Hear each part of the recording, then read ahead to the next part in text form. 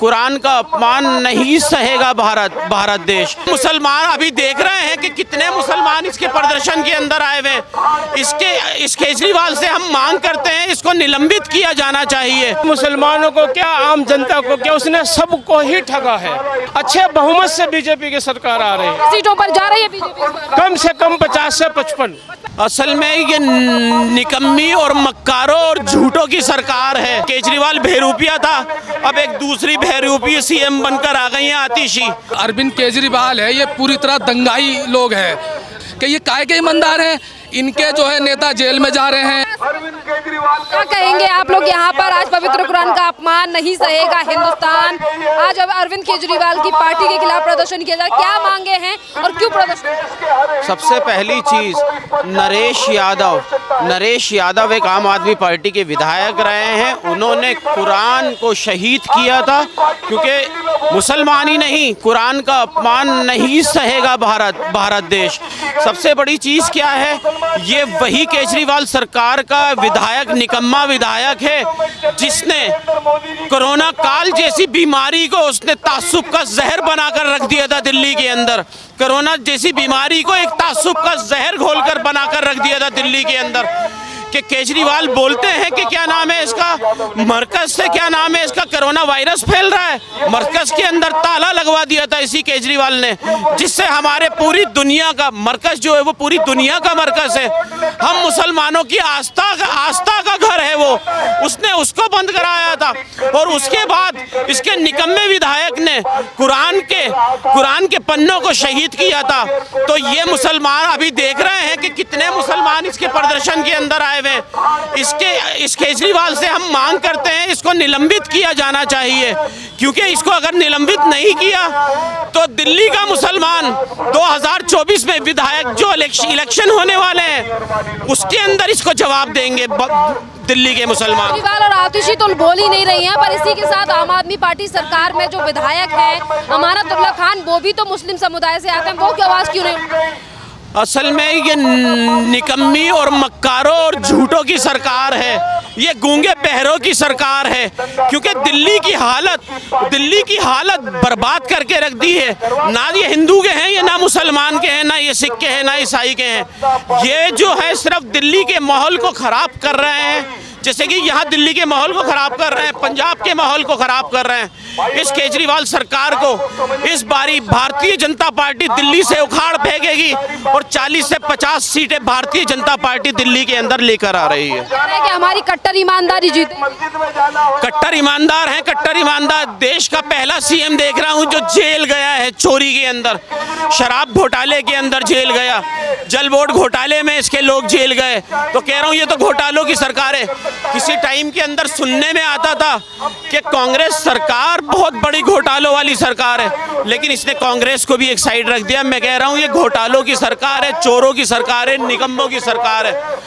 अब बताइए, जेल से बैठकर अरविंद केजरीवाल सरकार चला रहे थे, जेल से बैठ के सरकारें चलती हैं, जेल से बैठकर गैंग चलते हैं। ये अपने गैंग को चला रहे थे, ये माफियाओं को चला रहे थे जेल से बैठकर।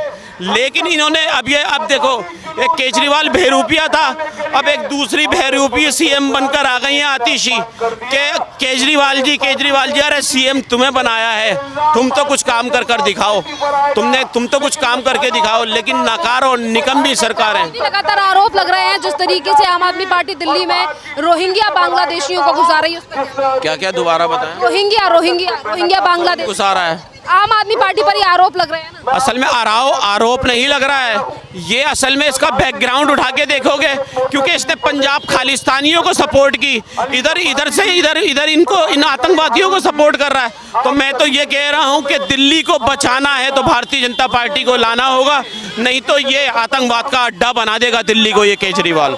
हमारे खिलाफ साजिश रची जा रही है दिल्ली में, आम आदमी पार्टी के वोटर्स का नाम काटा। आम आदमी पार्टी के खिलाफ क्यों साजिश रची जाएगी?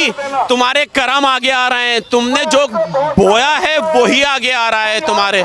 क्योंकि दिल्ली की जनता इस बार समझ चुकी है, इस बहरूपी सरकार को समझ चुकी है, क्योंकि इस बारी जो है इनका जीतना नामुमकिन ही है दिल्ली के अंदर। अब दिल्ली दिल्ली को इन चोरों से बचाना है, भारतीय जनता पार्टी को लेकर आना है।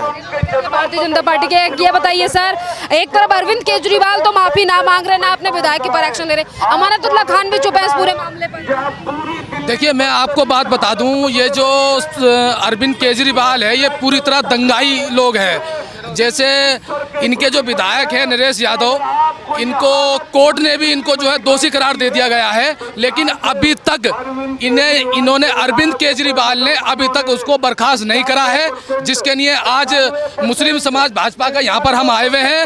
और हम तब तक ये इसको बर्खास्त नहीं करेंगे, हम इसी तरह आवाज़ उठाएंगे और हम हर गली तक जो दिल्ली के मुसलमान हैं उस तक ये बात पहुँचाएंगे और इसको पूरी तरह बर्खास्त किया जाए। कह रहे हैं कि इस बार चुनाव में भी तमाम चीजों का फर्क नहीं पड़ेगा क्योंकि हम तो कट्टर ईमानदारी से काम कर रहे हैं। अच्छा, मैं आपके माध्यम के चैनल से ये बात बोलना चाहता हूँ कि ये काहे के ईमानदार हैं। इनके जो है नेता जेल में जा रहे हैं, इनके नेता जो है फिरौतियाँ मंगवा रहे हैं गुंडे बदमाशों से, तो ये काहे के ईमानदार है। और अब के बाद दिल्ली की जनता पूरी तरह सोच के बैठी हुई है, भारतीय जनता पार्टी की सरकार दिल्ली के अंदर पूरे बहुमत के साथ आ रही है, इसलिए ये सरकार पूरी तरह बौखलाई भी है। फ्री दे रहे हैं लोगों का। अभी भी आप देखिए, लोगों को बिजली का बिल फ्री नहीं है, लोगों का मीटर उनको टाइम नहीं दिया जा रहा, मीटर उनका काट दिया जाता है। अगर एक महीने का बिल अगर वो नहीं भरते तो उनका मीटर काट दिया जाता है। ये सब झूठी सरकार है, निकम्मी सरकार है। अभी मैं नांगलोई क्षेत्र से आता हूँ, वहाँ पर कम से कम 5 महिलाओं के मीटर काटे हैं, जिनके जो आर्थिक रूप से बहुत कमज़ोर हैं। और उस चीज़ का मैंने वहाँ के NDPL के कुछ लोगों से भी बात करी, लेकिन वो नहीं सुनते। इनने ऑर्डर दे रखा है NDPL वालों को कि भाई तुम एक काम करो, अगर कोई थोड़ा 1 महीने का लेट होए उनका मीटर काट दो। कोई फ्री नहीं है, कोई कुछ नहीं है, ये सिर्फ जनता को गुमराह करने का काम करती है ये सरकार। और ये पूरी तरह बौखलाए हुए हैं। काहे का ईमानदारी से मैडम, ये बात बताइए। इनके एक नेता हैं, वो कोई गैंगस्टर है, उससे फ़ोन पे बात कर रहे हैं कि तुम उससे वो कर लो, ये कर लो। ये काहे के ईमानदार हैं बताइए आप। ये व्यवस्था, ये मोदी और अमित शाह को बदनाम करने की साजिश है। ये केजरीवाल के लोगों ने सारा कुछ कर रखा है और ये सरकार पूरी तरह फेल साबित हो रही है, पूरी तरह फेल बिल्कुल। आपकी पार्टी के विधायक जो अमानतुल्लाह खान है वो भी तो मुस्लिम है, वो इस मुद्दे को क्यों नहीं उठा रहे? वो पूरी तरह वो अरविंद केजरीवाल के दबाव में है, वो आवाज़ नहीं उठाएंगे मुसलमानों की हक की। और स्वयं जो है भारतीय जनता पार्टी आवाज़ उठाएगी और उठाती आई है, लेकिन वो पूरी तरह जो उनका रिमोट कंट्रोल है, जो आपने नाम लिया उनका, वो पूरी तरह रिमोट कंट्रोल उनका जो है केजरीवाल के हाथ में है। केजरीवाल के कहने पर हैं वो, इसलिए वो नहीं बिल्कुल भी इसकी आवाज़ उठाएंगे। कौन कह रहे हैं ये बात? केजरीवाल दिल्ली से रिश्ता नहीं तोड़ेगा, लेकिन जनता पूरी तरह जवाब के साथ अब के बार इलेक्शनों में उनको पूरी तरह जवाब देगी दिल्ली की जनता। क्या नाम?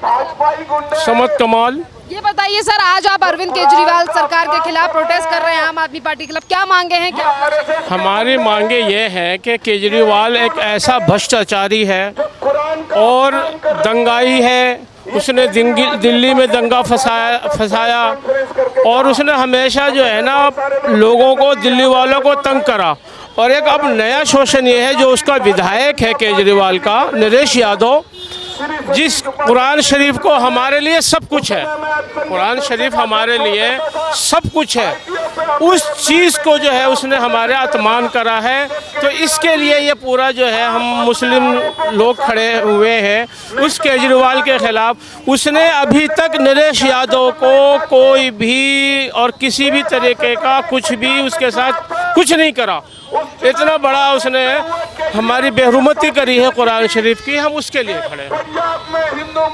आप ये बताइए, अब जब विधानसभा के चुनाव आएंगे तो मुस्लिमों के द्वारा जवाब दिया जाएगा? यही तो हमारा समय है, हम तो ऐसा जवाब देंगे उस केजरीवाल को, क्योंकि उसने जो है कोरोना के टाइम हमारे मरकज़ को, जो मुसलमानों का जो है तबलीगी जमात का मरकज़ है, मौलाना साद तक को उसने जो है मरकज़ को जो है उसने बंद करवाया। यानी कि मुसलमानों को क्या, आम जनता को क्या, उसने सबको ही ठगा है। वो ऐसा केजरीवाल है, शराब घोटाला वो करता है, जल घोटाला वो करता है, यानी कि दिल्ली की जनता तो तराही तराही है, अब उसने हम मुसलमानों को भी नहीं छोड़ा, उसको हम सबक सिखाएंगे। इस बार बीजेपी की सरकार आ रही है, बिल्कुल आ रही है, अच्छे बहुमत से बीजेपी की सरकार आ रही है, सीटों पर जा रही है बीजेपी इस बार। कम से कम 50 से 55।